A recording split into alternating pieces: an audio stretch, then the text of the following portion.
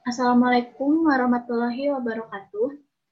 Kami akan mempresentasikan bab 7 tentang Pancasila sebagai dasar nilai pengembangan ilmu.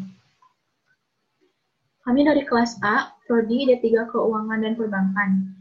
Beranggota 1. Medis Rahayu, 2. Nurmalasari, 3. Siva Silviani, 4. Tulan Cahya Fitria, dan kelima Rangga Trianggara. Materi ke-1 akan dijelaskan oleh saya sendiri tentang hakikat ilmu pengetahuan. Yang kedua akan dijelaskan oleh Nurmalasari tentang perkembangan iptek. Yang ketiga, Pancasila sebagai dasar perkembangan iptek akan dijelaskan oleh Siva Silviani.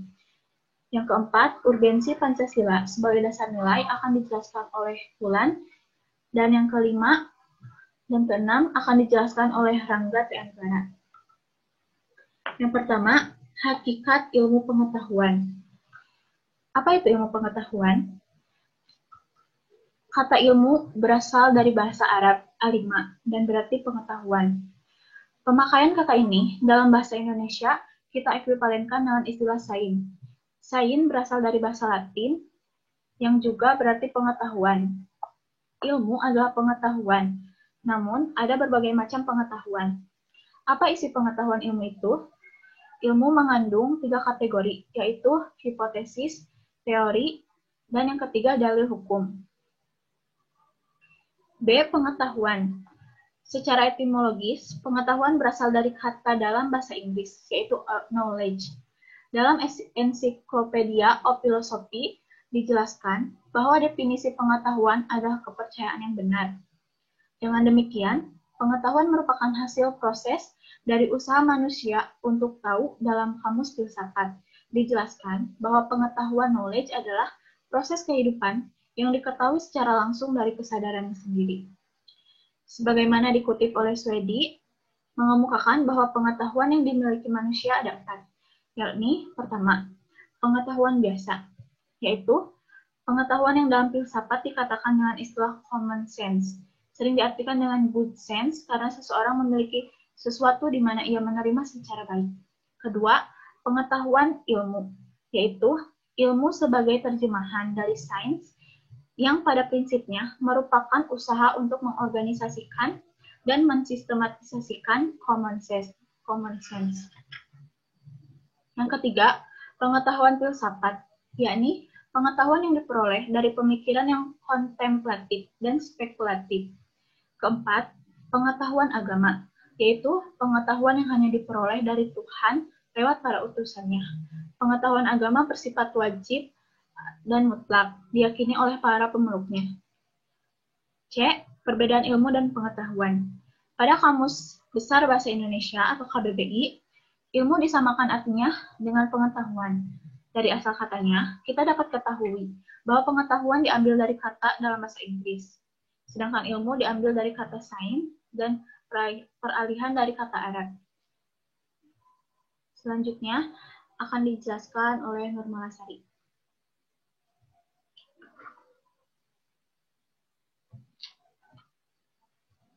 Perkembangan iptek.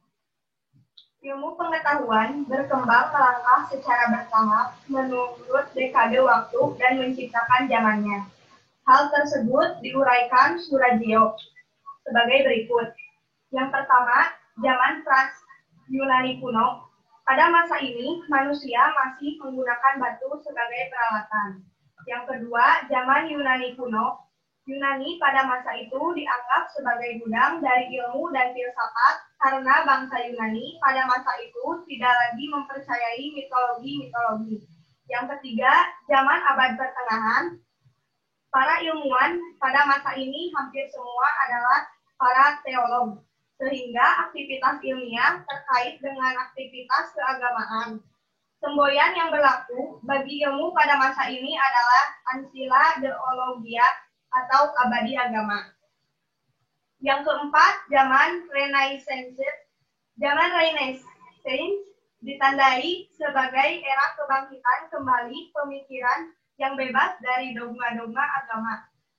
Renaissance ialah zaman peralihan ketika kebudayaan abad pertengahan mulai berubah menjadi suatu kebudayaan modern. Yang kelima, zaman modern. Zaman modern ditandai dengan berbagai penemuan dalam bidang ilmiah. Perkembangan ilmu pengetahuan pada zaman modern sesungguhnya sudah dirintis sejak zaman Renaissance, seperti René Descartes, tokoh yang terkenal sebagai bapak filsafat modern. Yang keenam, zaman kontemporer, yaitu abad 20 dan seterusnya. Fisikawan termasuk abad ke-20 adalah Albert Einstein. Zaman kontemporer ini ditandai dengan penemuan berbagai teknologi canggih. Teknologi komunikasi dan informasi termasuk salah satu yang mengalami kemajuan sangat pesat.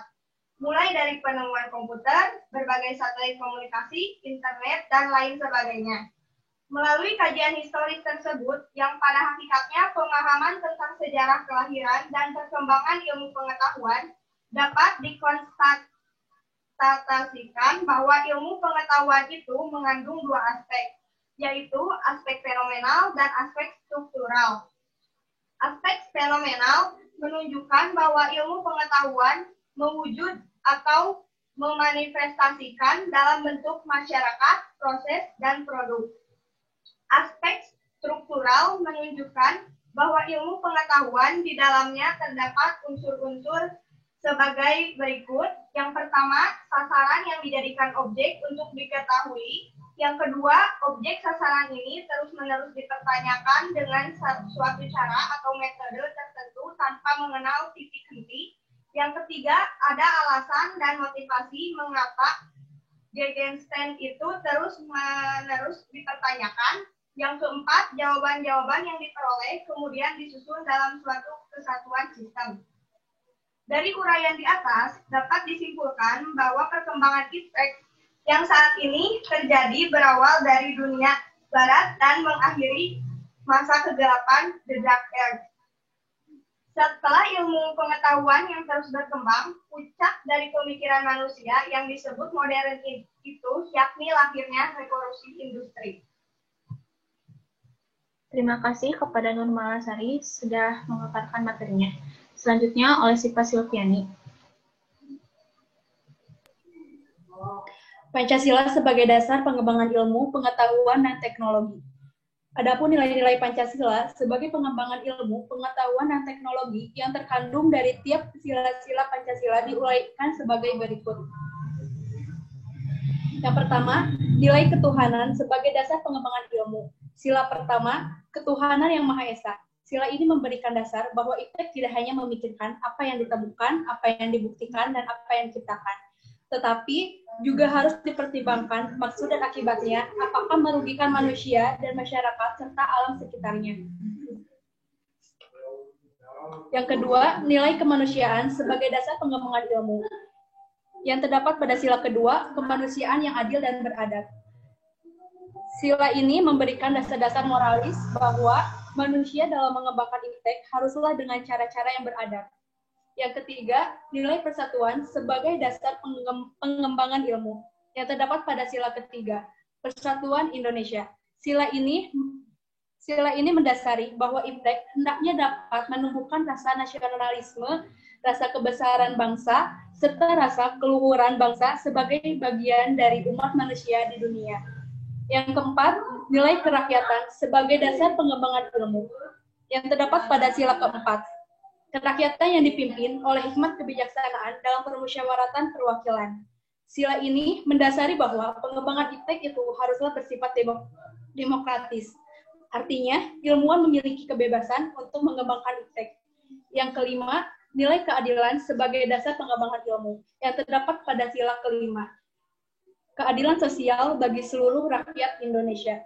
Sila ini sebagai dasar dalam pengembangan iptek dalam menjaga keseimbangan keadilan dalam kehidupan kemanusiaan, yaitu keseimbangan keadilan dalam hubungan dengan dirinya sendiri dan manusia dengan Tuhannya, serta antara manusia dengan manusia lain, manusia dengan masyarakat bangsa dan negara, serta manusia dengan alam lingkungannya.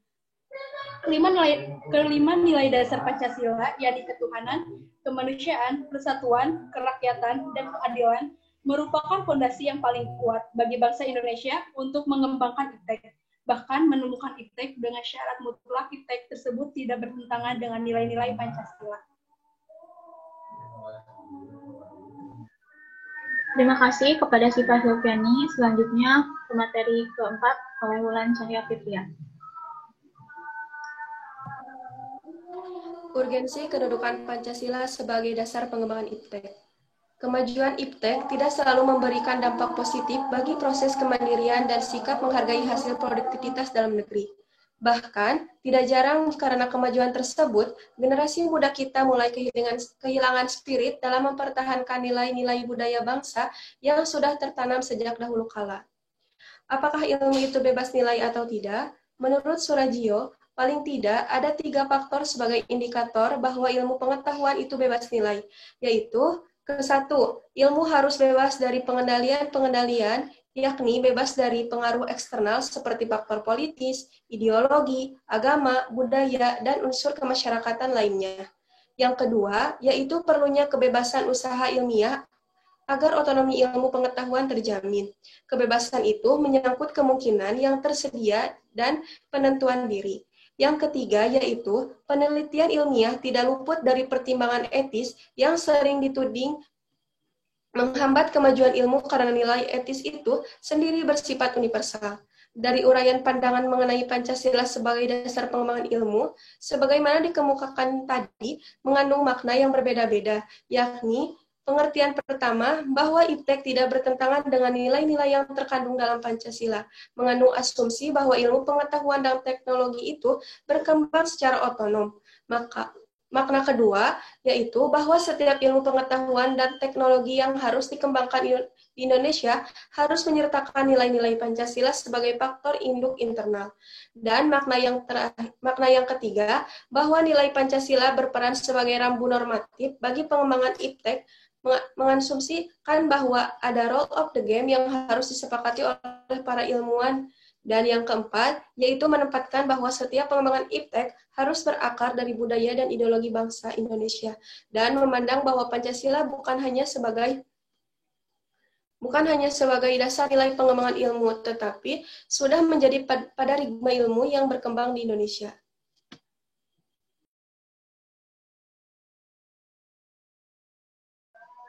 Terima kasih kepada Wulan Cahya Fitria. Selanjutnya materi kelima dan keenam akan dipaparkan oleh Rangga Trianggara.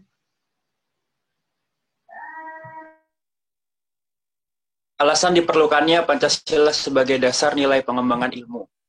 Pentingnya Pancasila sebagai dasar pengembangan ilmu dapat ditelusuri ke dalam hal-hal sebagai berikut. Yang pertama adalah pluralitas yang berkembang dalam kehidupan bangsa Indonesia ini seiring dengan kemajuan IPTEK menimbulkan perubahan dalam cara pandang manusia tentang kehidupan. Dampak negatif yang ditimbulkan kemajuan IPTEK terhadap lingkungan hidup berada dalam titik yang mengurangi eksistensi kehidupan manusia di masa yang akan datang. Perkembangan IPTEK yang didominasi negara-negara barat dengan politik global ikut mengancam nilai-nilai khas dalam kehidupan bangsa Indonesia, seperti gotong royong, solidaritas, musyawarah, dan cita rasa keadilan. Sementara itu, alasan Pancasila dijadikan dasar pengembangan ilmu pengetahuan dan teknologi adalah, pertama, kerusakan lingkungan yang ditimbulkan oleh adanya IPTEK mengakibatkan generasi yang ada menerima resiko rawan bencana. Kedua, penggunaan benda-benda teknologi yang menggantikan peran nilai-nilai luhur. Dan yang terakhir adalah gaya hidup global menggantikan nilai-nilai kearifan lokal. Materi yang terakhir adalah dinamika dan tantangan Pancasila sebagai landasan pengembangan IPTEK. Yang pertama adalah kapitalisme, yang sebagian besar menguasai perekonomian dunia, termasuk Indonesia, yang membuat ruang penerapan nilai-nilai Pancasila sebagai dasar pengembangan ilmu menjadi terbatas. Kedua adalah globalisasi. Globalisasi membuat lemahnya daya asing bangsa Indonesia dalam pengembangan IPTEK, sehingga Indonesia lebih berkedudukan sebagai konsumen daripada produsen. Yang ketiga adalah konsumerisme, menyebabkan Indonesia menjadi pasar bagi produk negara lain yang lebih maju. Dan yang terakhir adalah pragmatisme yang berorientasi pada 3 ciri, yaitu workability atau keberhasilan, satisfaction atau kepuasan, dan result atau hasil.